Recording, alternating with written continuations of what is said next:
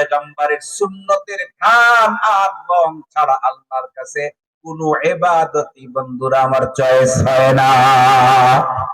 আল্লাহর কোরআনে আল্লাহ নিজেই বলেন, কুল ইন কুনতুম তুহিব্বুনাল্লাহা ফাত্তাবিউনি ইউহিব্বুকুমুল্লাহ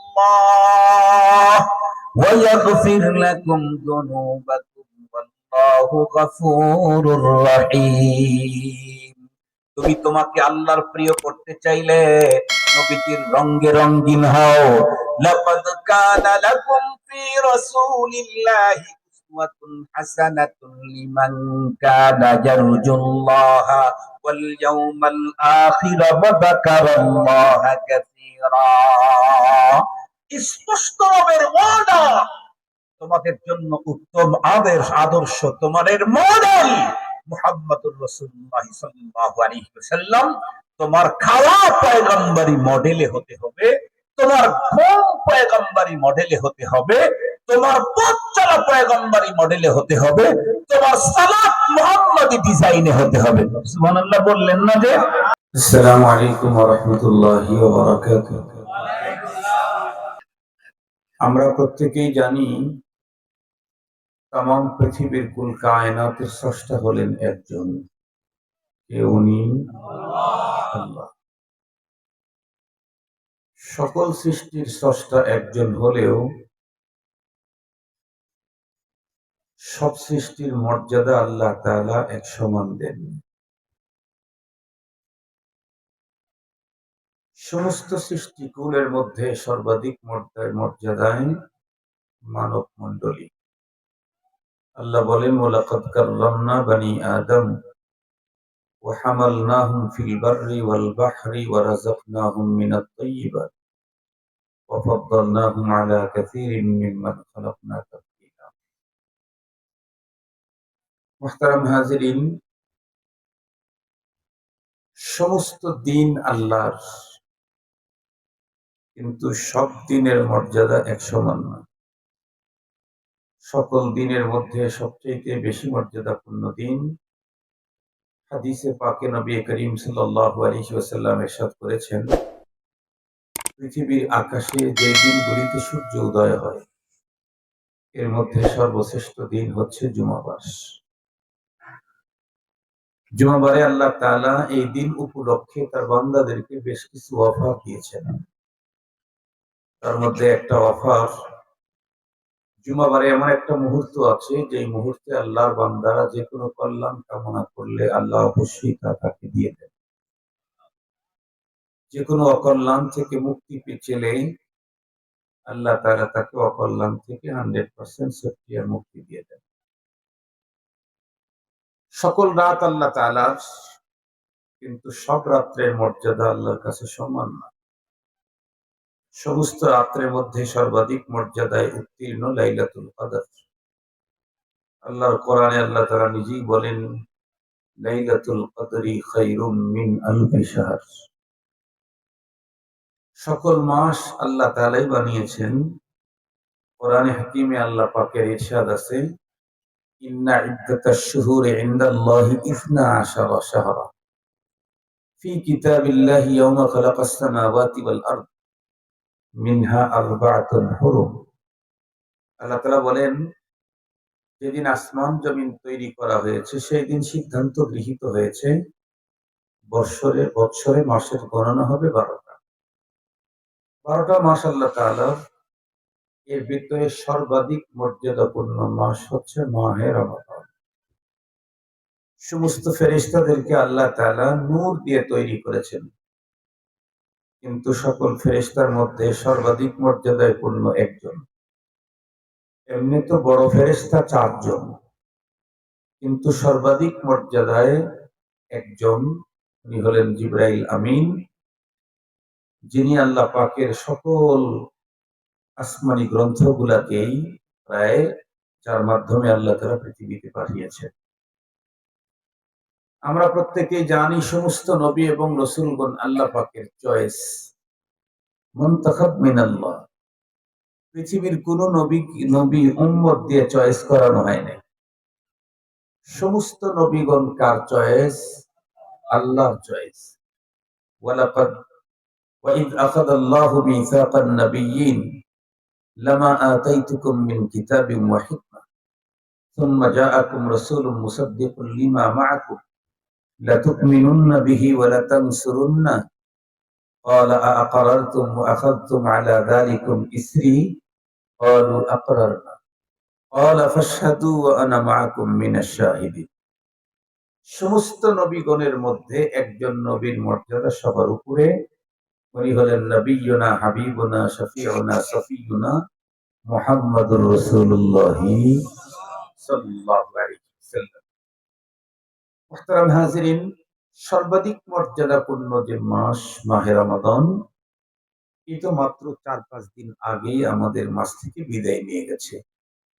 এই মাসটি পেতে আমাদেরকে 11 মাস অপেক্ষা করতে হবে। যদি আল্লাহ তাআলা সুস্থ রাখেন, জীবিত রাখেন, হয়তোবা আরো মাস আমরা রমাদান পাবো। রমাদান কারীমে অনেক বয়ান, অনেক কথা, অনেক আলোচনা আপনারা শুনেছেন। তার মধ্যে আলোচনাগুলি হয়েছে 3টা জিনিস কেন্দ্রিক। একটা হলো এই মাসের সর্বাধিক গুরুত্বপূর্ণ আমল, রুকনুম মিন আরাকিনিল ইসলাম, সেটা হচ্ছে সিয়াম। একটা আলোচনা হয়েছে রোজা কেন্দ্রিক। রোজা আল্লাহ তাআলা কেন ফরজ করেছেন তাও বলেছেন, ইয়া আইয়ুহাল্লাযীনা আমানু কুতিবা আলাইকুমুস সিয়াম কামা কুতিবা আলাল্লাযীনা মিন ক্বাবলিকুম লাআল্লাকুম তাত্তাকুন। সিয়াম ফরজের উদ্দেশ্য হলো আল্লাহ তার বান্দাদেরকে মুত্তাকি বানাইতে চান। কেন মুত্তাকি বানাইতে চান? কোরআনে হাকিমের ভিতরে আল্লাহ তাআলা বলেন, নাহশুরুল মুত্তাকিন ইয়াওমা ইদিন ইলার রহমানি ওয়াফদা। আল্লাহ তাআলা তার বান্দাদেরকে মুত্তাকি বানাইতে চান। মুত্তাকি হলে কি কি ফায়দা, কোরআনে হাকিমে ভরপুর আলোচনা আছে। একটা কথা শুধু আমি বলবো, আমরা প্রত্যেকেই জানি কম বেশি যে সবচাইতে কঠিন মুহূর্ত হলো পরপারের হাসরের মাঠ। সবচাইতে কঠিন। ইয়াউমা ইয়াফিরুল মারউ মিন আখিহি ওয়া উম্মিহি ওয়া আবিহি ওয়া সাহিবাতিহি ওয়া বানি লিকুল্লি ইমরিইম মিনহুম ইয়াউমা ইদিন শাআনুন ইউগনি। যেদিন পিতা তার পুত্রের পরিচয় দিবে না, মা দিবে না, সকল আপনজনকে ছেড়ে ভেগে পালাবে। কি এক বিভৎস ভয়ঙ্কর অবস্থা তখন হবে, যখন সূর্য একদম মাথার কাছাকাছি। সূর্যের তাপ হবে এখনকার চেয়ে অনেক গুণে বেশি। সেই মুহূর্তে প্রত্যেকটা মানুষের অবস্থা যখন ভয়ঙ্কর থেকে ভয়ঙ্কর, এতটাই ভয়ঙ্কর হবে হাসরের মাঠ, একটা পর্যায়ে আল্লাহর বান্দারা বলবেন, ইয়া আল্লাহ, জান্নাত দাও আর জাহান্নাম দাও, একটা দিয়ে দাও। তবু এই মাঠে এই অবস্থাতে অবস্থান করা আমাদের দ্বারায় আর সহ্য হচ্ছে না। দেও একটা, ফয়সালা হয়ে যাক। সেই সময় আল্লাহ তাআলা মুত্তাকিন যারা হবেন তাদেরকে অতিথি হিসাবে হাসরের ময়দানে উপস্থিত করবেন। অতিথি হিসাবে উপস্থিত করার তর্জমা বুঝছেন? তর্জমাটা আপনাদেরকে সহজে বুঝাই। যারা হজ করতে গেছেন তারা ভালো বুঝবেন তর্জমা। আমাদের দেশে অবশ্য এখন একটু গরম বেশি, তাপ বেশি, কিন্তু সৌদি আরবের মতো না। সৌদি আরবের সবচেয়ে বেশি তাপ যখন শুরু হয় দিনের দুপুরের টাইমে, আমার তো মনে হয় আমাদের দেশে আসামিদেরকে ধরে রিমান্ডে কত কত পদ্ধতিতে শাস্তি দেয়। আমার তো মনে হয় সৌদি আরবে কোনো একজন আসামিকে ধরে দুপুরের টাইমে কোনো এক পাহাড়ের উপরে রেখে দিলেই আর রিমান্ড নিতে হবে না, ও এমনিতে ওখানে মরে শুটকি হয়ে থাকে। সৌদি আরবের কোনো মরা কিন্তু পচে না, আপনি জানেন? সৌদি আরবের কোনো মরা জিনিস পচে না, গন্ধ বের হয় না, শুটকি হয়ে যায়, পচে যায় না, ফুলে ফেটে যায় না। আমি নিজে চোখে দেখেছি। মুহতারাম হাজিরিন, এতটাই কঠিন আবহাওয়া। তো সেই মুহূর্তে একেবারে দুপুরের সময় যখন কোথাও কোনো তাবু নেই, এলাকাতে এক সমাবেশ ডেকেছে গভর্নমেন্ট, উপস্থিত না হলে তার মৃত্যুর দণ্ড হয়ে যাবে। সমস্ত মানুষ যখন হাহাকার, সেই মুহূর্তে স্টেজের ভিতরে মানুষ দাঁড়ানেরই জায়গা পাচ্ছে না। বলুন, কিন্তু সেই মুহূর্তে যিনি ওই প্রোগ্রামের অতিথি, তার কি কোনো ঝামেলা আছে? তার কি কোনো রৌদ্রের নিচে দাঁড়াতে হবে? না। অতিথি যিনি হবেন, মানুষ সাধারণ পা রাখার জায়গা পাচ্ছে না, কিন্তু অতিথির জন্য সেই জায়গাতে চেয়ার আলগাই থাকে। কথা বলেন না কেন?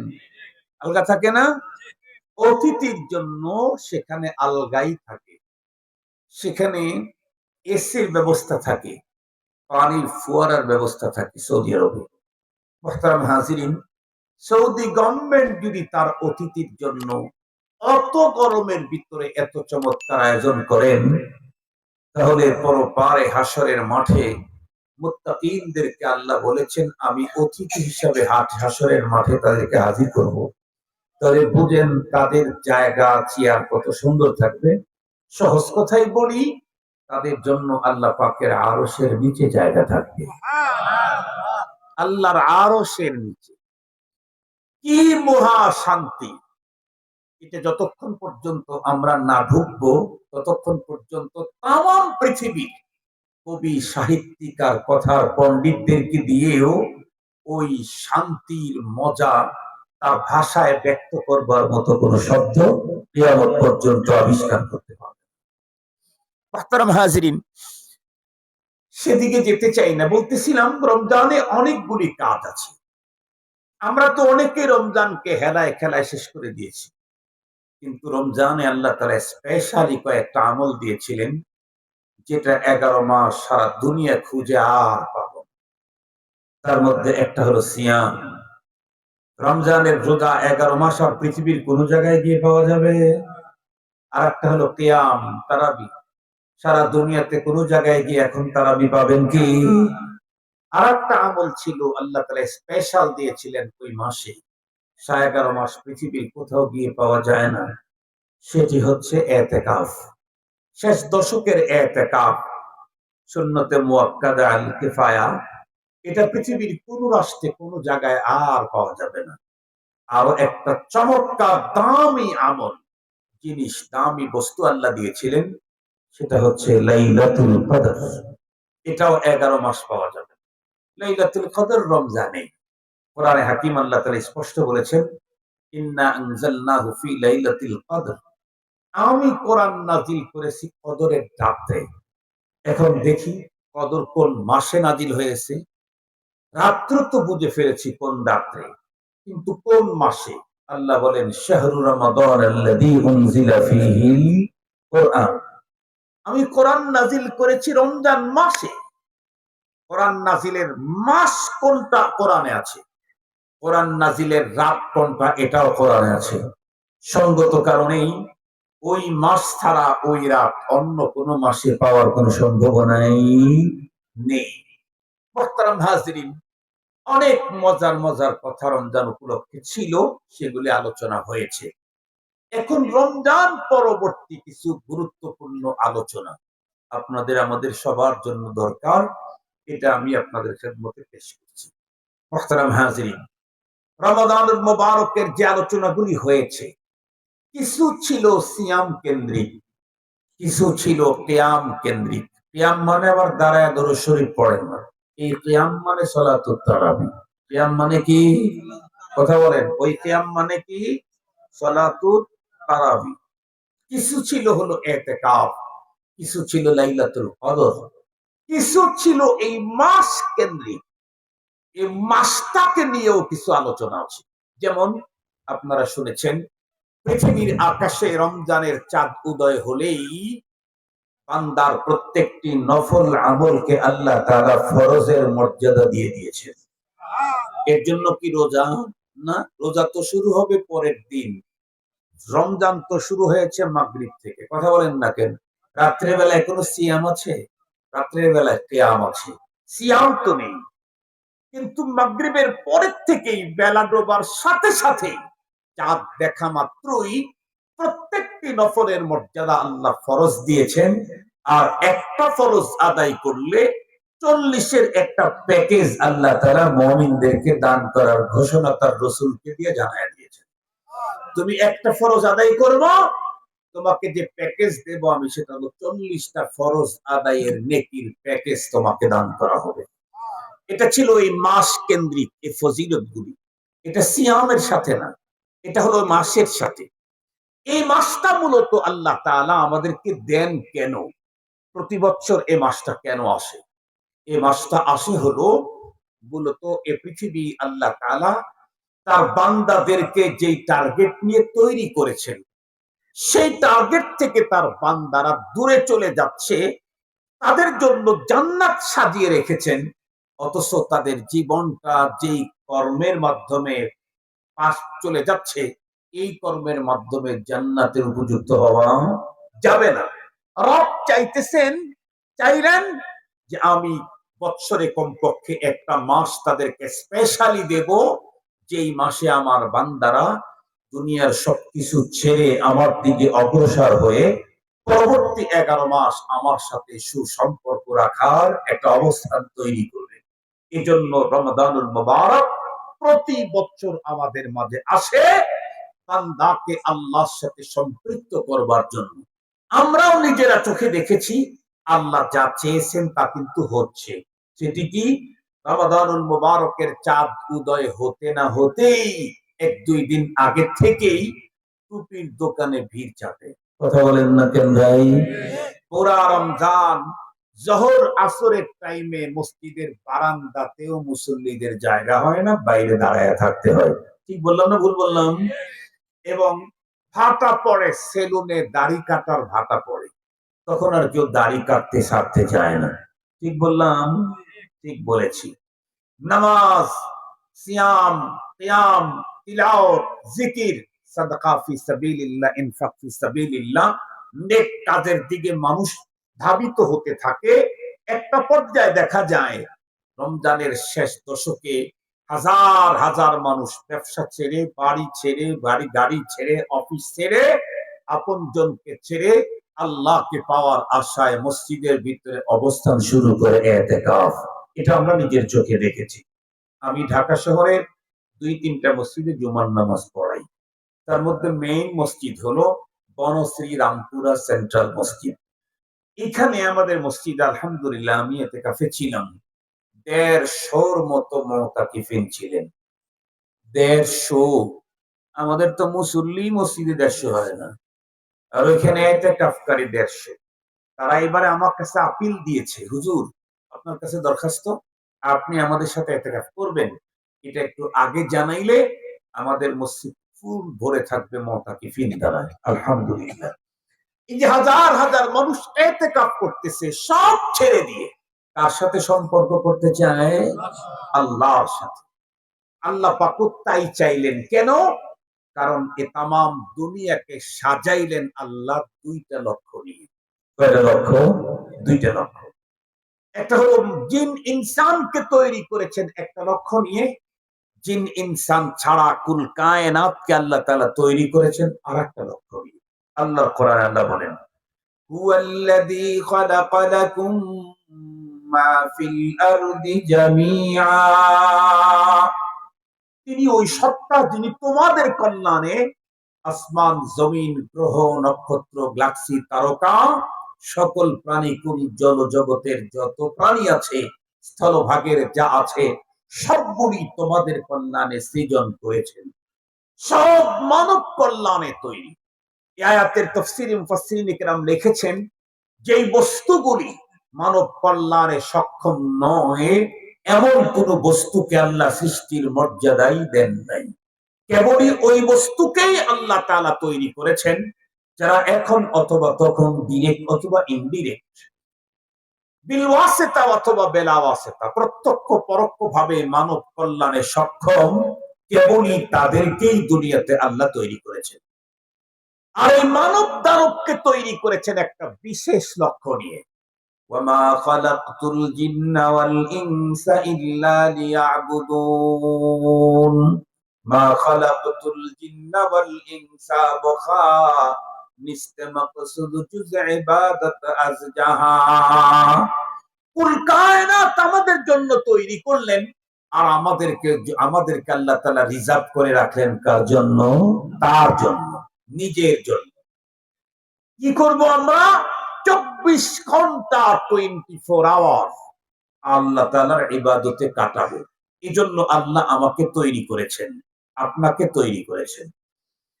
এখন আমাদের অনেকেরই অবস্থা হলো এই, 24 আওয়ার যেখানে আল্লাহর গোলামি করতে হবে আমাদেরকে, সেখানে রমজান চলে গেলে 24 ঘন্টার ভিতরে 2 ঘন্টা তো 2 ঘন্টাও দৈনিক আল্লাহর ইবাদতে কাটে।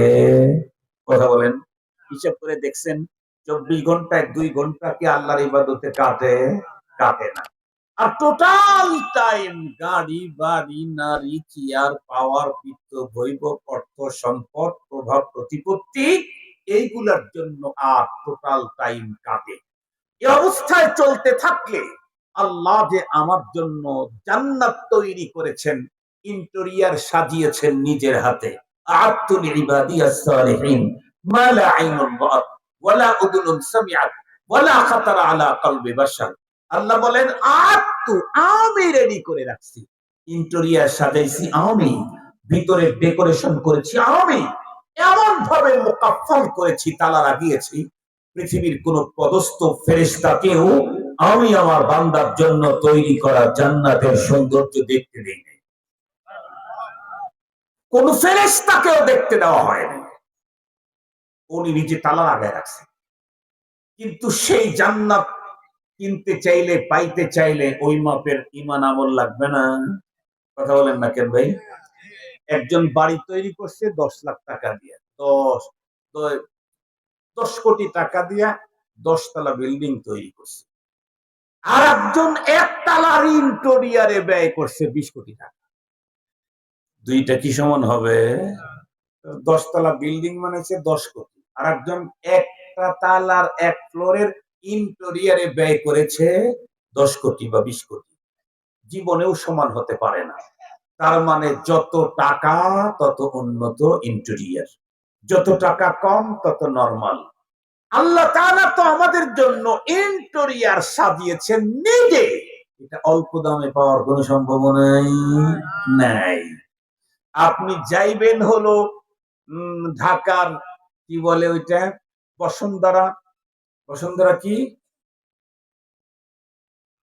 সিটি একটা আছে, আর একটা কি জানি বসুন্ধরা আছে, সেখানে যাবেন, আর আপনি ওখানে যা 20 টাকা গজের কাপড় খুঁজবেন, জীবনেও তো পাবেন না। ঠিক বললাম না? ঠিক বললাম? আপনি ঢুকছেন হলো বসুন্ধরা সিটিতে, আর খুঁজতেছেন হলো 20 টাকা দামের পলেস্টার, পলেস্টারের নামই ওরা জানে না। বসুন্ধরা সিটির উন্নত শপিং এ ঢুকলে যদি 20 টাকা দামের কাপড় না পাওয়া যায়, রব্বুল আলামিনের তৈরি করা ইন্টেরিয়রে এই কোন রকম করে 2 ওয়াক্ত নামাজ কোনদিন এক ওয়াক্ত, এটা নিয়ে কি ওইটা পাওয়া যাবে? ওইটার জন্য ওই মানের লাগবে। আল্লাহ তাআলা তো চাইছেন আমার সব বান্দারা এই জাতীয় জান্নাত জিতে নিক, কিন্তু আমরা যে বান্দা একেবারে বান্দরের চাইতেও আরো জটিল হয়ে গেছে। সেটি হলো 24 ঘন্টা গাড়ি বাড়ি নারী চেয়ার পাওয়ার সমাজ এগুলি নিয়েই ব্যস্ত।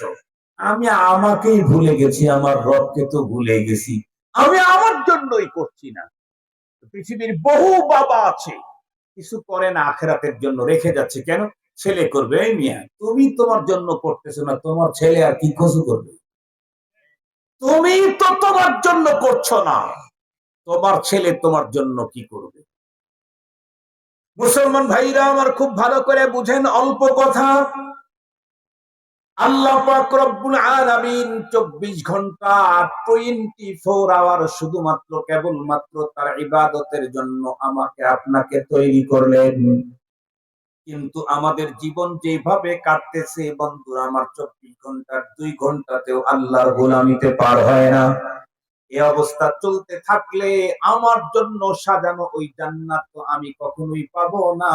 এই কারণে আল্লাহ পাক রব্বুল আলামিন প্রতি বছর একটি মাস আমাদের মাঝে পাঠিয়ে দেন, যাতে করে আমার ভোলা বান্দাগুলি আমার সঙ্গে সম্পর্ক নবায়ন করতে পারে।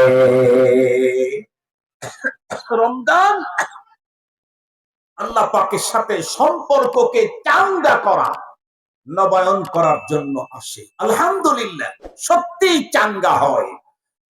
কিন্তু দুঃখ হলো রমজান চলে যাওয়ার সাথে সাথে যেই সে, বলেন তো দেখি, রমজান যতদিন ছিল ততদিন মুসল্লি যেই পরিমাণে ছিল, রমজান চলে যাওয়ার পরে অর্ধেক মুসল্লি মসজিদে এখন নাই।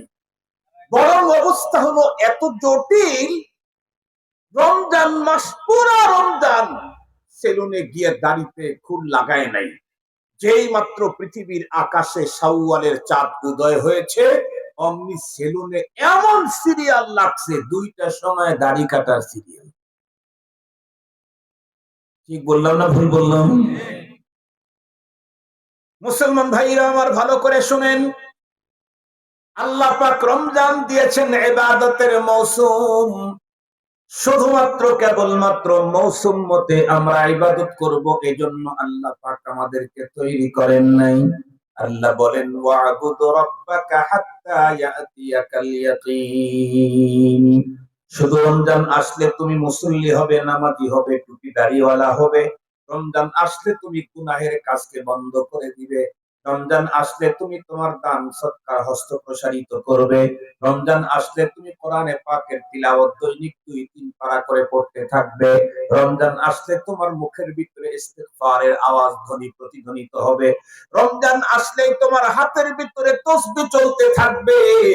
আর রমজান চলে গেলে তুমি এগুলি থেকে তুমি একদম অব্যাহতি নিবে, ছুটি নিবে না। না, এজন্য তোমাকে তৈরি করা হয় নাই, তোমার জন্য এমন পারমিশন নাই।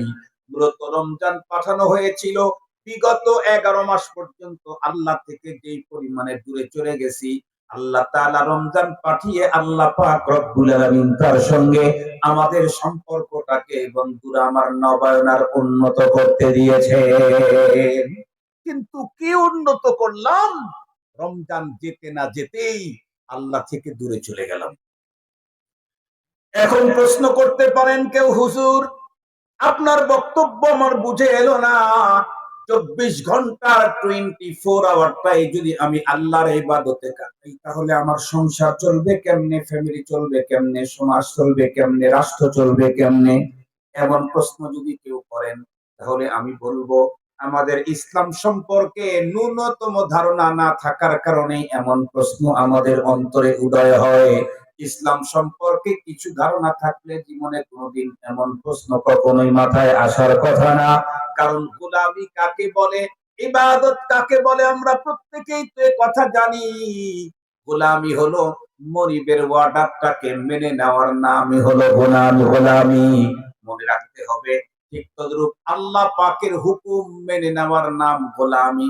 শুধু নামাজ, শুধু রোজা, শুধু হজ আর যাকাত পালন করলেই গোলামি হয় এমনটি না। বরং আমার জীবনে চলতে ম্যাক্সিমাম প্রয়োজনীয় কাজ যেগুলি আছে সবগুলাই আল্লাহ পাকের গোলামি। যে আল্লাহ পাক আমাকে আকিমুস সালাতের অর্ডার দিয়েছেন, ওই আল্লাহ কোরআনে হাকিমের ভিতরে আমাকে বলেছেন, ফাইদা কুদিয়াতিস সালাতু ফান্তাশিরু ফিল আরদ ওয়াবতাগু মিন ফাদলিল্লাহ। আল্লাহ পাক রব্বুল আলামিন আমাদেরকে বললেন, ইয়া আইয়ুহাল্লাযীনা আমানু ইযা নুদিয়া লিস-সালাতি মিন ইয়াউমিল জুমআতি ফাসআউ ইলা যিকরিল্লাহ ওয়া যারুল বাইত। জুমার আযান যখন হয়, সব কাজ ছেড়ে দিয়ে তোমরা আল্লাহ পাকের জিকির সালাতের দিকে অগ্রসর হও। ফাইদা কুদিয়াতিস সালাত, নামাজ যখন কমপ্লিট হয়ে গেল, এখন মসজিদে বসে থাকার প্রয়োজন নাই। ফান্তাশিরু ফিল আরদ, এখন জমিনের ভিতরে ছড়িয়ে ছিটিয়ে পড়ো। ছড়িয়ে ছিটিয়ে কি করব? ওয়াবতাগু মিন ফাদলিল্লাহ, জমিনের ভিতরে ছড়িয়ে ছিটিয়ে আল্লাহ পাকের ফজল করম অনুসন্ধান করো। রিস্ক হালালের পিছনে তুমি লেগে যাও। ব্যবসায়ী ব্যবসা করো, কৃষিজীবী কৃষি কাজ করো, চাকরিজীবী চাকরিতে ইন করে ফেলো, বিভিন্ন পেশাজীবী এই কাজগুলিতে তুমি ইন হয়ে যাও, লেগে যাও। শর্ত হলো এই কাজগুলি যেন হয় রাসূল করিম সাল্লাল্লাহু আলাইহি ওয়াসাল্লামের তরিকায়। আল্লাহ পাকের ওয়াদার পয়গম্বরের তরিকা মোতাবেক পালন করলেই সেটা গোলামি, সেটা ইবাদত। পয়গম্বরের তরিকা যদি না থাকে, আল্লাহর হুকুম আছে রাসূলের তরিকা নাই, এটা আল্লাহর কাছে গ্রহণযোগ্য না। এ কারণে মনে রাখবেন, সহিহ হাদিসের বর্ণনায় আছে, এটা সবাই আহলে হাদিস বলেন, হানাফি, সালাফি সবাই হাদিস বলে কি, রাসূল করিম সাল্লাল্লাহু আলাইহি ওয়াসাল্লাম মসজিদে নববীতে জামাতের সাথে নামাজ কমপ্লিট করবার পরে মসজিদে নববীতে অবস্থান করতেছিলেন। গ্রাম্য এক সাহাবী এসে মসজিদের ভিতরে ঢুকে সে তার মতো সালাত আদায় করলো। আদায় করে নবীজির কাছে গিয়ে সালাম দিয়ে যখন উপস্থিত হয়েছে, নবীজি সাহাবীকে বললেন, ইরজি ফাসাল্লি ফাইন্নাকা লাম তুসাল্লি। এই মিয়া, তুমি আবার যাও, নামাজটা পড়ে আসো, কারণ তোমার নামাজ হয় নাই। ও নামাজ পড়ছে না পড়ে নাই? নামাজ পড়েছে। নবীজি বললেন, তোমার এই ইবাদতটা হয় নাই। কেন? নবীজির তরিকায় পড়ে নাই। সাহাবী আবার গিয়ে নামাজ পড়ে আসছে নবীজির কাছে। নবীজি বললেন, ইরজি ফাসাল্লি ফাইন্নাকা লাম তুসাল্লি। আবার যাও, নামাজটা হয় নাই, তোমার এই ইবাদতটা হয় নাই।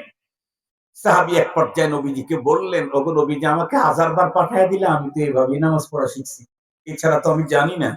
নবী ইসলাম তখন বললেন, আসো আমি তোমার নামাজ শিখিয়ে দিই। নবীজি তাকে নামাজের প্র্যাকটিক্যাল প্রশিক্ষণ দিয়ে বললেন, সল্লু কামা রাআইতুমুনি উসাল্লি। তোমরা পুরুষেরা এভাবে নামাজ পড়ো, যেভাবে আমাকে সালাত আদায় করতে দেখলে সেভাবে তোমরা সালাত আদায় করো। তার মানে নামাজের মতো ইবাদত পয়গম্বরের তরিকার উল্টা গেলে সেটা আর ইবাদত থাকে না। কথা বলেন না কেন? সেইটা ইবাদত আর থাকে না। মুহতারাম হাজিরিন, খুব ভালো করে বুঝবেন, পক্ষান্তরে কেউ যদি ওয়াশরুমে ঢোকে কিন্তু পয়গম্বরের তরিকায় ঢুকেছে, তাহলে যতক্ষণ ওয়াশরুমে ছিল ততক্ষণ ইবাদত হিসাবে গণ্য হবে আল্লাহর আদালতে। কেউ যদি স্ত্রীর কাছে সময় পাস করেছে, জৈবিক চাহিদা পূরণ করেছে, মজা নিয়েছে, কিন্তু এই টাইমটা পয়গম্বরের সুন্নাহকে মেনে স্ত্রীকে সময় দিয়েছে, টাইম পাস করেছে, এই টাইমটা তার ইবাদতে গণ্য হবে। কেউ যদি গোসলখানায় ঢুকছে পয়গম্বরের তরিকায়, গোসল করেছে পয়গম্বরের তরিকায়, এটা ইবাদত হিসাবে আল্লাহ পাকের কাছে পরিগণিত হবে। সালাত যেটা নবীজির তরিকায় হয় নাই, সে সালাত সালাতই না, এটা রাসূলুল্লাহ নিজে বলেছে। তার মানে হলো, আমার জীবনের যত কর্ম আছে এখানে দুইটা জিনিস যদি থাকে তাহলে এটা ইবাদত। আলহামদুলিল্লাহ বলেন কি? আমি ঘুমাই, আমি ঘুম থেকে জাগি, আমি পথ চলি, আমি খাবার খাই, আমি পোশাক পরি, আমি জুতা পরি, জুতা খুলি, আমি জামা পরি, জামা খুলি, আমি আমার সন্তানদেরকে আদর দেই, সোহাগ দেই, কোলে উঠাই, বুকে উঠাই, চুমু খাই, সব করে যদি পয়গম্বর সাল্লাল্লাহু আলাইহি ওয়াসাল্লামের তরিকা থাকে, তাহলেই এই সবগুলি আল্লাহ পাকের কাছে ইবাদত হিসাবে গণ্য হবে। কিন্তু দুঃখের সাথে বলতে হয়, আমার ব্যবসা বাণিজ্য, রাজনীতি, আমার বিভিন্ন পেশার কাজ, আমার কৃষি কাজ, অন্যগুলি ইবাদত হওয়া তো দূরের কথা, আমার নামাজই তো ইবাদত বানাইতে পারি নাই এখন। কেন? কারণ আমি তো নামাজ পড়ি, মাসলা শিখি নাই। আমি তো সুন্নত জানি না, মাসআলাও জানি না। মাসআলা না জানলে তো নামাজ শুদ্ধ হবে না।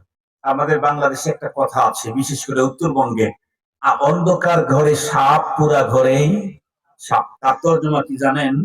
তার তর্জমা হলো, আমি আপনাদেরকে বললে বুঝবেন। ধরেন এটা খাট, এই ঘরের ভিতরে আমি একাই আছি, খাটের উপরে দাঁড়িয়ে আছি, হঠাৎ করে দেখা গেল ঘরের এক কর্নারে ওইখানে সাপ, বিষ-দর সাপ। আমি তখন চিল্লানি, সাপ সাপ সাপ সাপ সাপ। এই সাপ সাপ যেই চিল্লানি দিয়েছি, সবাই আমার রুমের ভিতরে আসতেছিল, বিদ্যুৎ চলে গেছে, একেবারে অন্ধকার। এখন আমার চিল্লানি কমবে না বাড়বে? আমার ভয় কমবে না বাড়বে? বাইরে যারা আছে তারা কি ভিতরে ঢোকার সাহস করবে? আমি যে ভিতর থেকে বাইরে যাওয়ার সাহস করব কেন? সাপ। তাই যেখানে আসো সেখানে থাকো, সাপ। তাই ডাইন কর্নারে যাও, সাপ। ওখান থেকে বাম দিকে যাও, সাপ। তাই সামনের দিকে যাও, সাপ। সাপ কয়টা? কথা বলেন না কেন? সাপ কয়টা? কিন্তু এক সাপ কি পুরা ঘরে আছে? এক সাপ পুরা ঘরে নাই, কিন্তু আমি তো জানি না অন্ধকার কোথায় আছে। এ কারণে আমার মনে হচ্ছে যেখানে যাব সেখানেই সাপ। এই হলো অন্ধকার ঘরে সাপ, পুরা ঘরে। যে মুসলমান সালাত আদায় করে কিন্তু সালাত ভঙ্গের কারণ জানে না, ওই মুসলমানের নামাজ শুদ্ধ হওয়ার কোনো গ্যারান্টি থাকে না। যে মুসলমান ইমানের দাবি করে কিন্তু ইমান ভঙ্গের কারণ জানে না, সেই মুমিনের ইমান অটুট আছে, এর কোনো গ্যারান্টি থাকে না। আমি আপনাদেরকে প্র্যাকটিক্যালি দেখায় দেব আমার দেশের কত হাজার হাজার মুসলমান নামাজি আছে আলহামদুলিল্লাহ, যাদেরকে আল্লাহ 70-80 বছর পর্যন্ত মসজিদের সঙ্গে সম্পর্ক রাখার তৌফিক দিয়েছেন, কিন্তু শুধুমাত্র মাসআলা না জানার কারণে 70 বছরের পুরা নামাজটাই বন্ধুরা আমার তার হয় নাই। আমি আপনাদেরকে এখনই দেখায় দিচ্ছি, এরকম বহু মানুষ আছে। তার ভিতরে কিছু কিছু মাসআলা আমি এখানে বসে বলবো, কিছু মাসআলা এখানে দাঁড়ায় আপনাদেরকে প্রশিক্ষণ দেব, প্র্যাকটিক্যালি দেখাবো।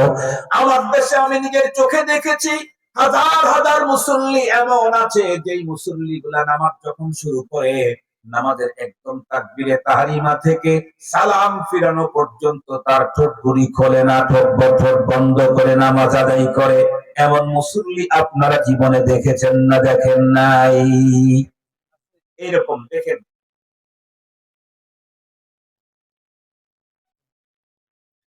তার মানে তাকবীরে তাহরিমাতেও ঠোঁট খোলে না, এরপরে সানা পড়তেও ঠোঁট খোলে না, আউযু বিল্লাহ বিসমিল্লাহতে ঠোঁট খোলে না, সূরা ফাতিহা তেলাওয়াত করতেও ঠোঁট খোলে না, ঠোঁট বন্ধ করে সবই পড়ছে কিন্তু আওয়াজ করছে না, মনে মনে।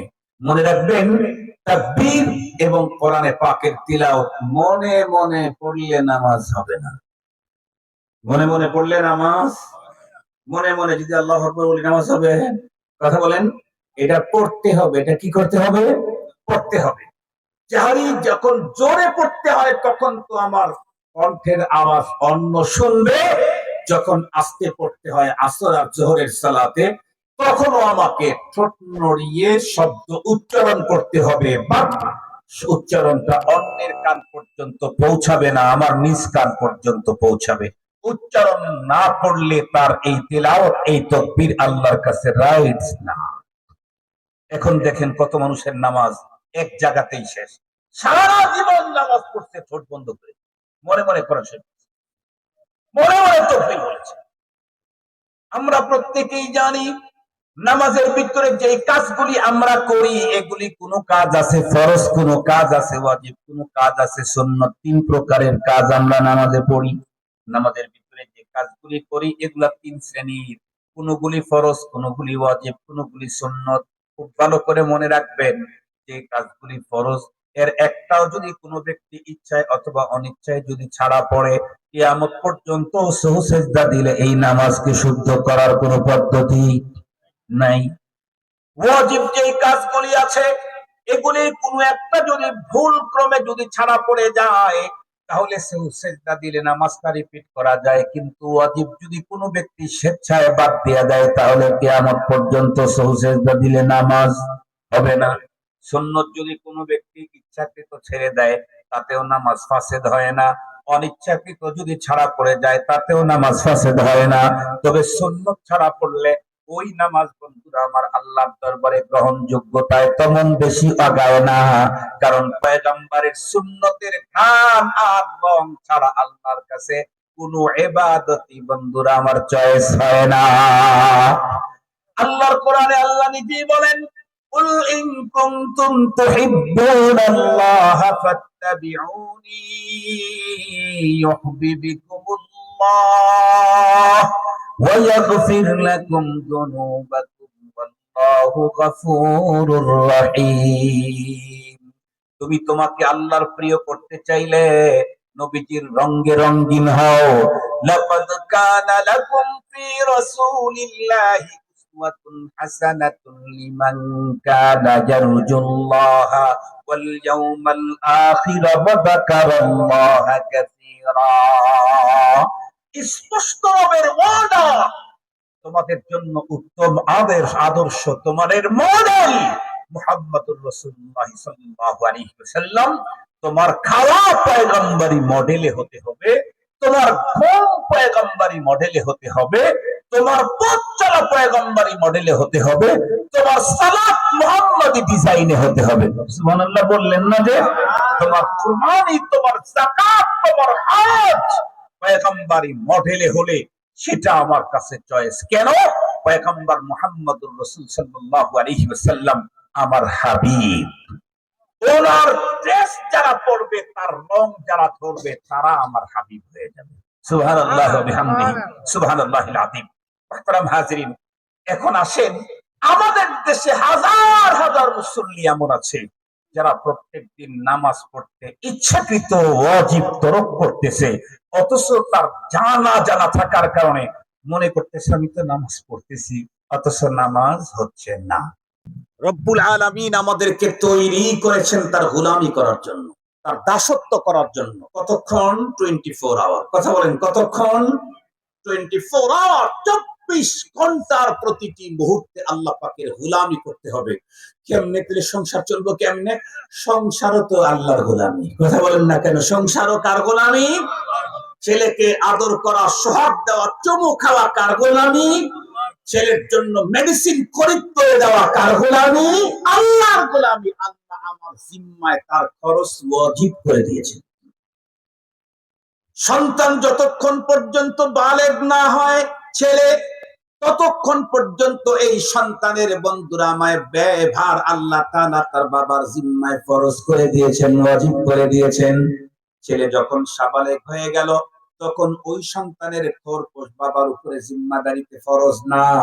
কিন্তু মেয়ের বেলায় যতদিন পর্যন্ত মেয়ে বিবাহ হয়ে তার বন্ধুরা আমার শ্বশুর বাড়িতে স্বামীর ঘরে না যাবে, ততদিন পর্যন্ত 50 বছরও যদি মেয়ের হয়, বাবা যদি বেঁচে থাকেন, 50 বছর বয়স পর্যন্তই এই মেয়ের খরচ বাবার জিম্মায় ওয়াজিব। বিয়ে দিয়ে দেওয়া হলো, কোন কারণে তার স্বামী চলে গেল, মরে গেল, অথবা স্বামী পরিত্যক্তা হয়ে গেল, 60 বছর বয়সের বৃদ্ধাও যদি বন্ধুরা আমার স্বামী পরিত্যক্তা হয়, আর তার বাবা যদি তখনও বেঁচে থাকেন, বলুন তো দেখি এই মেয়েটা বাবার ঘরে আসলে তার খরপোশের জিম্মাদারি কার? ছেলে যদি থাকে তাহলে তো ছেলেরা করবে, ছেলে যদি না থাকে, ভাই থাকলে তো ভাই করবে, ভাই নাই, ছেলে নাই, শুধু বাবাই আছেন, এখনো জিম্মাদারি বাবার। সবচেয়ে বড় দুঃখের কথা হলো ছেলেদেরকে আল্লাহ তাআলা তার পিতার উপরে মাত্র বালেগ হওয়া পর্যন্ত তাকে লালন পালনের জিম্মাদারি দিলেন। মেয়ে 70 বছরের বৃদ্ধাও যদি হয়, বিয়ে যদি না হয়, তাহলে বাবা বেঁচে থাকলে 70 বছরের বৃদ্ধা মেয়েকে লালনের জিম্মাদারি বাবা। ইসলাম নারীকে এত কিছু দেওয়ার পরেও আমার দেশ সহ বর্তমান পৃথিবীর শয়তান মার্কা কিছু নাই ইসলামকে নিয়ে বাজে মন্তব্য করতে কখনো দ্বিধা করে না। ইসলাম কি দিয়েছে নারীকে? পুরুষের তুলনায় নারীদেরকে কে দিয়েছে? এটি কখনো ভাবেই না। মুহতারাম হাজিরিন, সেদিকে যেতে চাই না, আমি আমার আলোচনাকে শেষ করে দিতে চাচ্ছি। 44-এ শুরু করেছি, 38 বাজে, তার মানে আর 7 মিনিট পরেই আমার টাইম শেষ। মুহতারাম হাজিরিন, এই কারণে 7 মিনিটের মধ্যে আমি আমার আলোচনাটাকে গুছিয়ে নিতে চাই। যেটি হলো, রব আমাদেরকে তৈরি করেছেন 24 আওয়ার আল্লাহর ইবাদতের জন্য। আমরা আল্লাহর ইবাদত থেকে দূরে চলে যাচ্ছি। রব আমাদের জন্য সাজায় রাখছেন জান্নাত, ওই জান্নাতের মালিকানা আমরা পাবো না। তাই আল্লাহ দয়া করে 1 বছরে প্রতিবার আমাদের মাঝে আবার যেন আল্লাহর দিকে ধাবিত হই, এজন্য পাঠায়া দেন মাহে রমাদান। 11 মাসে যতটুকু ঘাবলা পড়েছে, গ্যাপ হয়েছে, রমজান আসলেই ওরা আমার ঘরে ঢুকে পড়বে, ওরা আমার কাছে কান্না করবে, ওরা আমার কুদরতের পায়ের উপরে কপাল ঠেকাবে। অন্য মাসে ফরজ সালাত পড়ে না, রমজান মাস আসলেই তারাবির সালাতেই প্রতি রাতে 20 টাকা করে পড়ে। আলহামদুলিল্লাহ বলবেন না যে? তারাবিতে 20 টাকা পড়ে। এরপরে শেষ রাত্রে সাহারিতে যখন ওঠে, তখন চিন্তা করে সাহারি খেতে তো উঠবই, আর 2 রাকাত নামাজ পড়েই নেই। কথা বলেন না কেন? যে লোকের সারা বছরে কখনো তাহাজ্জুদের নামাজ হয় না, সেই লোকের রমজান মাসে তাহাজ্জুদের নামাজ হয়। আল্লাহু আকবার। আল্লাহ তাআলা ওই গ্যাপ আমাদেরকে পূরণ করবার জন্য মাহে রমজান পাঠিয়েছেন। সাথে সাথে রব থেকে যে দূরত্ব তৈরি হয়েছিল, 1 মাস পর্যন্ত আবারও রবের অনুশীলন তাকে পাওয়ার জন্য তাসবিহ তাহলিল ক্ষুধার্ত থাকা, এরপরে ইস্তিগফার করা, তিলাওয়াত করা, ইতিকাফ করা, এই সবগুলি করতে করতে আল্লাহর সাথে সম্পর্কটা আবার নবায়ন হয়ে গেল, চমৎকার হয়ে গেল, নতুন হয়ে গেল, মজবুত হয়ে গেল। এখন আমার বান্দা এটা দিয়া আরো 6 মাস 8 মাস পর্যন্ত চলতে থাকবে। 10-11 মাস পরে আবার খাবলা আসলে আবার মাহে রমজান তাদেরকে দিব, যাতে করে আমার বান্দা আমার থেকে দূরে গিয়ে জান্নাতের মালিকানা না হারায়। এই জন্য মুসলমান ভাইরা আমার, আমি বড় মনে মনে আনন্দিত। এই অঞ্চলের উলামায়ে কেরাম সুন্নতি মাহফিল নামে, সুন্নতি ইজতেমা নামে ঈদের পরে পরে টাইমে যখন বাংলাদেশের মুসলমানদের ভিতরে অনেক মুসলমান বন্ধুরা আমার বিভ্রান্ত হয়ে আল্লাহর দেওয়া দাওয়াতের দিন হাজার রকমের অপরাধের কাজ করে বেড়াচ্ছে, বাংলাদেশের মুসলমানের সন্তানেরা ইসলামের ঈদ বন্ধুরা আমার আনন্দ উদযাপন করতে গিয়ে ডেক বাজানো, গান শোনা, ড্যান্স দেওয়া, গাড়ির ভিতরে নৃত্য দেওয়া, অথবা বিউটি পার্লারে গিয়ে মুসলিম নারীরা সুন্দর করে সেজে গুছে রাস্তার ভিতরে বেগানা পুরুষদেরকে দেহ প্রদর্শনী করা, এর চাইতে বড় ভয়ঙ্কর অপরাধ কোন মুমিনের আল্লাহর জমিনে হতে পারে না। কেন? এই ঈদের দিন আল্লাহর দাওয়াত খেতে আসলাম, আল্লাহর দাওয়াত, আল্লাহর দাওয়াত খেতে গিয়ে আল্লাহর আইনের উপরে এইভাবে ভয়ঙ্কর রকমের আঘাত, এটি অন্য দিনের অপরাধ করলে যে পরিমাণে শাস্তি হবে, ঈদের দিনে কোন মুসলমান সন্তান, তরুণ তরুণী, যুবক যুবতী আল্লাহর আইন লঙ্ঘন করলে মিনিমাম 10-20 গুণের শাস্তি বেশি পেতে হবে। আপনাদেরকে শেষে একটা কথা বলেই আমি বিদায় নিচ্ছি। আপনারা বলেন, আপনাদের আমি কারো আত্মীয় না, কথার কথা বলতেছি, কারো আপনাদের আমি আত্মীয় না। আপনারা আমাকে দাওয়াত করলেন, আমার বাসার থেকে আপনারা আমাকে নিয়ে গেলেন আপনাদের গাড়িতে, যে গাড়ি আমার বাপ দাদা 14 গোষ্ঠী জীবনে দেখেনি, ওই রকম একটা গাড়িতে নিয়ে গেলেন। এরপরে আপনারা আমাকে 10 সেট জামা দিলেন, এরপরে আমাকে 100 আইটেমের খাওয়ান খাওয়াইলেন। এরপরে যখন চলে আসতেছি তখন পকেটের ভিতরে 2 পকেট জাম করে সর্বোচ্চ নোট, 1000 টাকার নোট 2 পকেটে ভরে দিলেন। আমি যা করলাম কি, দেমো খারাম, যাওয়ার সময় তো মোটামুটি গেলাম, আসার সময় আপনি আপনার গাড়িতে আপনার ড্রেস পরে আপনার টাকা পকেটে ভরে আমি যখন আসতেছি তখন আপনার বিরুদ্ধে স্লোগান দিলাম, অমকের 2 গালে জুতা মারো তালে তালে, তাহলে আমাকে কি মানুষ বলা যাবে? আর একটু জোরে বলেন না কেন? আত্মীয় না, কেউ না, ভালোবেসে মোহাব্বত করে দাওয়াত করলো, তার গাড়িতে আমাকে নিয়ে গেল, 10 সেট কাপড় দিল, এরপরে 100 আইটেমের খাবার খাওয়াইলো, এরপরে 2 পকেট ভরে টাকা দিল, তার গাড়িতে করে আমাকে বাড়িতে পৌঁছায় দিচ্ছে। আমি তার বিরুদ্ধে স্লোগান দিচ্ছি। এই মানুষটাকে যেমন মানুষ বলা যায় না, জানোয়ার বলাই কঠিন। তার চাইতে ভয়ঙ্কর অপরাধী হলো আল্লাহ যাদেরকে পুরা মাস সিয়াম সাধনার তৌফিক দিলেন, কিয়ামের তৌফিক দিলেন, ইবাদতের তৌফিক দিলেন। এই যে 2 গাড়ি করে ঈদগাহ মাঠে গেলাম, 2 পা, এটা কার দেওয়া? একটা হারাইলে সারা দুনিয়া খুঁজে, আর আমার মাত্র 4টা আঙ্গুল হারাইছে, আমার বাম পায়ের 4টা আঙ্গুল হারাইছে, 4টা অ্যাক্সিডেন্টে কাটা পড়েছে। আমি এখন এই যে কোনো জুতা পরে চলতে পারি না, যে কোনো জুতা পরে আমি হাঁটতে পারি না, পিছনে বেল্টওয়ালা জুতা লাগে, পিছনে উঁচা যে জুতা সে জুতা পরতে পারি না, পেছখায়া পড়ে যাই। কেন? কারণ আঙ্গুল তো ব্যালেন্স ঠিক রাখে পায়ের, আমার সে আঙ্গুল নাই, শুধু আঙ্গুল নাই, পা আছে। তাই আমি চলতে ফিরতে উঠতে বসতে কতটুকুন যে আমার ক্ষতি কষ্ট আমি অনুধাবন করছি। যদি পাটাই চলে যেত তাহলে অবস্থাটা কেমন হতো। রব যা আমার শরীরে দিয়েছেন, এটা ওয়ান টাইম, এটা শুধুমাত্র কেবলমাত্র তার কারখানাতেই পাওয়া যায়, তামাম পৃথিবী খুঁজে এটা আর পাওয়া যায় না। সেই রকমের গাড়ি দিয়ে, রবের দেওয়া পা দিয়ে, রবের দেওয়া জীবন দিয়ে, রবের দাওয়াতে অংশগ্রহণ করে সালাতুল ঈদ পালন করে এরপরে যখন বাড়ির দিকে ফিরলাম, বাড়ি থেকে ওদিকে গেলাম, তখন আমরা ডেক বাজাইলাম, গান বাজাইলাম, নৃত্য দিলাম, সুন্দর করে সেজে বিউটি পার্লার থেকে রাস্তায় ঘুরে আল্লাহ পাকের আইনকে লঙ্ঘন করলাম। আমার চাইতে বড় গাদ্দার পৃথিবীতে আর কে হতে পারে? এই জন্য মুহতারাম হাজিরিন, আপনারা আমার এলাকার মানুষ না, যদি আপনারা বগুড়ার, কিন্তু একেবারে চান্দাইকোনার কাছাকাছি, সিরাজগঞ্জের কাছাকাছি, রায়গঞ্জের কাছাকাছি, মাসাফাতের দিক থেকে, দূরত্বের দিক থেকে খুব কাছে, ডিস্ট্রিক্টের দিক থেকে অবশ্য ভিন্নতা আছে, কাছের মানুষ, আপনাদেরকে অনুরোধ করে বলবো, কিছু আমরা বিগত সময়ে দেখেছি, 111-এর পরে আমরা দেখেছি, এই তিন উদ্দিনের সরকার যখন ছিল, মনে আছে না, ভুলে গেছেন? মঈনুদ্দিন, ফখরুদ্দিন, ইয়াজউদ্দিন, এই তিন উদ্দিনের সরকার যখন ছিল, তখন আমরা দেখেছি শুধু দুর্নীতিবাজ নেতাকেই শাস্তি পেতে হয় নাই, তার স্ত্রীর বিরুদ্ধেও শাস্তি হয়েছে। কেন? উনি দুর্নীতি করছে আর উনি সাপোর্ট করছে, দুইজনের বিরুদ্ধে শাস্তি হয়েছে। আমার সন্তান যদি ছেলে হোক আর মেয়ে হোক, ঈদের দিনে, আল্লাহর দাওয়াতের দিনে আল্লাহর সাথে নাফরমানি করে, শুধু অপরাধী সন্তানের শাস্তি হবে না, বাবারও শাস্তি হবে। এই জন্য আমরা ইনশাআল্লাহ, আল্লাহ যদি আমাদেরকে বাঁচিয়ে রাখে, আমাদের জীবনে আর কোনোদিন আল্লাহর দাওয়াতের দিন, দুই ঈদের দিন আমাদের সন্তানদেরকে কোনোভাবেই আল্লাহর কোন ছোট নাফরমানিও করতে দেব না, ইনশাআল্লাহ। ইনশাআল্লাহ আল্লাহ তাআলা তৌফিক দান করুন।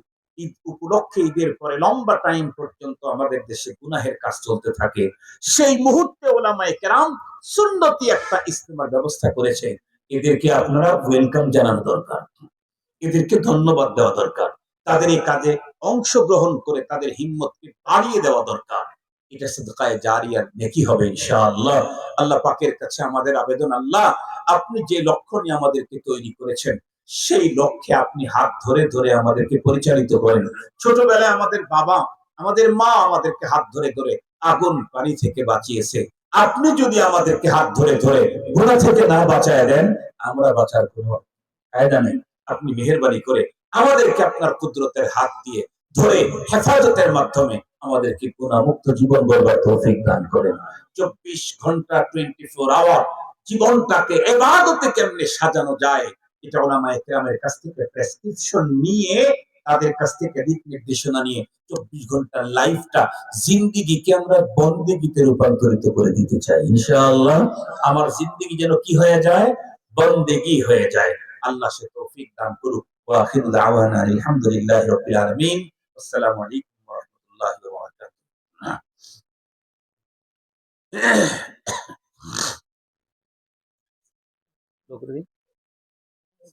আল্লাহ আল্লাহ আল্লাহ, অনেক সুন্দর নাম কিন্তু, সুন্নতি ইজতেমা। আলহামদুলিল্লাহ। কিছু সুন্নতের কথা বলছি না, আর একটা সুন্নতের কথা বলছি। এখানে এখানে এখানে এখানে আমার অফ,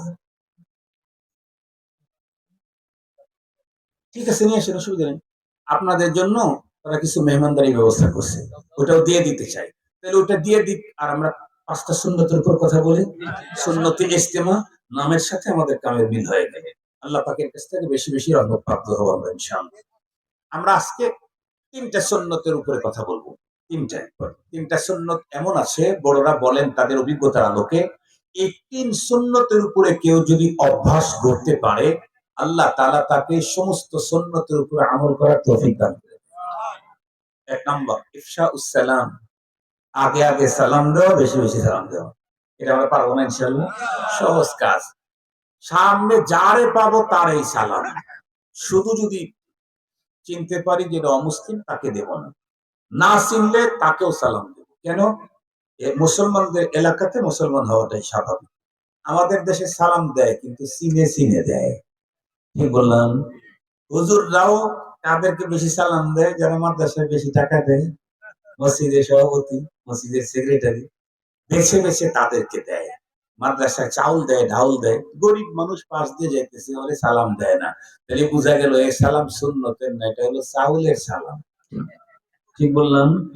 সুন্নতের সালাম ভিক্ষুকও পাবে, ছোটও পাবে, বড়ও পাবে, গরিবও পাবে, অসহায় পাবে, দুস্থ পাবে, মূর্খ লোকটা পাবে, ঠিক বললাম? আমরা ইনশাল্লাহ আজকে থেকে দেখে দেখে চিনে চিনে দেব না, যারা চিনবো তারে সালাম দেবো, যারা না চিনবো তারে সালাম দেবো। এটার নাম হলো ইফশা, সালামের বিস্তৃতি ঘটায় দাও। আপনারা যারা সাধারণ মানুষ আপনাদের কিন্তু কিছু ঝামেলা আছে, শুধু হুজুরদের ঝামেলা তা না। আপনারাও সালাম দেন ওই হুজুরের যেই হুজুর R15 হুন্ডা চালায়, যেই হুজুর 4 চাকা নিয়ে ঘোরে, যেই হুজুর এমপি নির্বাচন করছে, যেই হুজুরের খুব প্রভাব প্রতিপত্তি আছে, ওই হুজুরের সালাম দেন। মাদ্রাসার কারি সাহেব ধাক্কা লাগলেও সালাম দেন না। কথা কি ঠিক বললাম? তাহলে বোঝা গেল আপনার সালামও মতলবাদী, আপনার সালামও কি সুন্নত হলো না। সুন্নতের সালাম, যাকে চিনবো, ছোট হোক বড় হোক, আমার চেয়ে মর্যাদায় কম হোক বেশি হোক, সবাইকে সালাম, এবং আমি আগে সালাম দেবো ইনশাআল্লাহ, এবং শুদ্ধ সালাম দেব। বর্তমান আমাদের দেশে অশুদ্ধ সালামের সরাসরি, আমাদের দেশে একটা সালাম তো আমাদের ফেসবুকে খুব ভাইরাল হয়েছে, সাম, কে বলছে আমি তা কিন্তু বলবো না, আমি ওই সমস্ত নাম টাম বলতে যাই না, আমি ঝামেলার মধ্যে নেই, আমি একটু রাস্তা ফু দিয়ে চলি। মোহতারাম হাজির, আসসালামু আলাইকুম এর অর্থ হলো আপনার উপরে মৃত্যু হোক, আপনি মরে যান। রাসূল সাল্লাল্লাহু আলাইহি ওয়াসাল্লামের জামানায় এক ইহুদি নবীজিকে কথা বলছিলেন, এভাবে সালাম দিলেন, আসসালামু আলাইকুম। আম্মাজান আয়েশা সিদ্দিকা রাদিয়াল্লাহু তাআলা এই সালামটা শুনছিলেন। আম্মাজান নবীজিকে বললেন, ওগো নবীজি, এত বড় কথা বললো, আপনি তারে ছেড়ে দিলেন? নবীজি মুস্কি হাসি দিয়ে বললেন, না আমি ছেড়ে দিইনি তো, আমি তো সঠিক উত্তর দিয়েছি। বলে কি? আমার উত্তর শুনলে শুধু তারটাই শুনছো তুমি? সে বলছে, আসসালামু আলাইকুম, আপনার উপর মরণ আসুক। আমি কি বলছি তা জানো কি? ওয়া আলাইক, তুমিও মরো। ওয়া আলাইক মানে তুমিও মরো, এবং তোমার উপরে। ওয়া আলাইক মানে এবং তোমার উপরে। তাহলে কি দিয়েছে? মৃত্যুর কথা, বলে এটা তোমার উপরে। ও তো পাবলিক, অর্থটা যদি কবুল না হয়, ইনি তো নবী, নবী তো মুস্তাজাবুদ দাওয়াত। নবী মুস্তাজাবুদ দাওয়াত না? পৃথিবীর সমস্ত নবীগণ মুস্তাজাবুদ দাওয়াত। এই জন্য আমরা সালাম শুদ্ধ করে দেব, আসসালামু আলাইকুম, একটু বলেন তো। আমি আবার আপনাদেরকে স্পষ্ট করে বলি, শুরুর যে হামজা আছে, এই হামজা জবর আ, এটা স্পষ্ট করে দিতে হবে। বলেন তো, আ। আসসালামু, আসসালামু আলাইকুম ওয়া রাহমাতুল্লাহি ওয়া বারাকাতুহু, রর উপরে জবর। আমাদের অধিকাংশ হেফজখানার ছেলেরা বারকাতুহু, অধিকাংশ হেফজখানার ছেলেরা বারকাতুহু বলে, রর উপরে সাকিন করে না, রর উপরে সাকিন না, রর উপরে জবর দিয়ে পড়তে হবে। আসসালামু আলাইকুম ওয়া রাহমাতুল্লাহি ওয়া বারাকাতুহু। ওয়া আলাইকুমুস সালাম, বলেন ওয়া আলাইকুমুস সালাম ওয়া রাহমাতুল্লাহি ওয়া বারাকাতুহু। নিজের ঘরে সালাম দেওয়া যায় তো? স্ত্রীকে সালাম দেওয়া যায় তো? খালি ঘর তালা দিয়ে গেছেন, এখন খুলবেন, ঢোকার সময় সালাম দিবেন তো? কেন? সেখানে জিন এবং ফেরেশতা থাকতেই পারে। আমরা যখন নামাজের ভিতরে সালাম ফিরাই, কাকে সালাম দেই? কাকে? ডান দিকের ফেরেশতাদেরকে, ডান দিকের মুসল্লি থাকলে মুসল্লিদেরকে। আর ইমামের সোজা যে পিছনে আছে, সে দুই সালামেই ইমামকেও সালাম দেওয়ার নিয়ত করবে, একদম সোজা ইমামের পিছনে। এদিকেও ইমামের সালাম দেওয়ার নিয়ত করবে, এদিকেও ইমামের সালাম দেওয়ার নিয়ত করবে। এটা হলো নামাজের তরিকা। আল্লাহ আমাদেরকে তৌফিক দান করুক ইনশাআল্লাহ। দ্বিতীয় নাম্বার সুন্নত হলো ভালো কাজ, তুলনামূলক ভালো কাজে ভালো স্থানে ডান প্রাধান্য ইনশাআল্লাহ। পারবো না ইনশাআল্লাহ? তার মানে কি? সিগারেট ডান হাত দিয়ে খাবো, আর চা খাবো বাম হাত দিয়ে। আমাদের দেশের এই সিস্টেম, আমি কিন্তু দেখে বলতেছি, সিগারেট ডান হাত দেখা, চা খায়। আবার কিছু লোককে দেখি হাত ডান্ডা খালি আছে, এরপরে বাম হাত দিয়ে চা খায়, মনে করে যে এটাই হলো ফ্যাশন। আমার একটা কথা মনে পড়ে, বলবো কি? 2 মিনিট লেগে যাবে।